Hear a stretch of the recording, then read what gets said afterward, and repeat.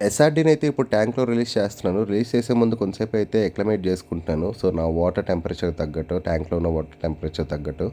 So, మీరు ఏ ఫిష్‌ని తెచ్చుకున్నా ఒక 10-15 మినిట్స్ అయితే ఈ ప్రాసెస్‌ని అయితే చేయండి. ఆ తర్వాతే మీరు ట్యాంక్‌లో అయితే రిలీజ్ చేయండి. సో, దానికేంటంటే ఆ వాటర్ టెంపరేచర్ కొంచెం అలవాటు అవుతదనమాట. సో, అండ్ తెచ్చిన తర్వాత మీరు వాటర్ అయితే తీసేసి ఓన్లీ ఈ ఫిష్‌ని అయితే ఇలా తీసుకొని డైరెక్ట్‌గా రిలీజ్ చేసుకోండి ట్యాంక్‌లో. వాటర్ అనేది మిక్స్ చేయొద్దు ఈ వాటర్‌తో. చూడండి దీని పర్ల్స్ గానీ, దీని కలర్ గానీ, దీని హెడ్ కోక్ గానీ ఎలా ఉందో. సో, దీని ట్యాంక్ అయితే ఇంకా రెడీ కాలేదు. సో, అందుకని జెప్పేసి నా పాత ట్యాంక్‌లోనే రిలీజ్ చేశాను. ఇటు సైడ్ అయితే మేల్ అండ్ ఫీమేల్ ఉన్నాయి. అది ఒకటి ఎస్ఆర్‌డీ అండ్ ఇంకోటి కేఎంఎల్ మేల్ అది. ఎస్ఆర్‌డీ ఫీమేల్. చూడండి ఈ మేలను మన ఎస్ఆర్‌డీ కొత్తగా వచ్చిన మేల్ ఎలా ఫైట్ చేసుకుంటున్నాయి, ఎంత అగ్రెసివ్‌గా ఉందో. అదైతే పార్టిషన్ తీస్తే ఖచ్చితంగా ఏసేస్తది. ఏదో ఒకటే మిగులుతది. సో, దీని మీద ఇంకా అప్డేట్స్ అయితే పెడతాను. చూస్తూ ఉండండి. మన ఛానల్‌ని సబ్స్క్రైబ్ చేసుకోండి. Thank you.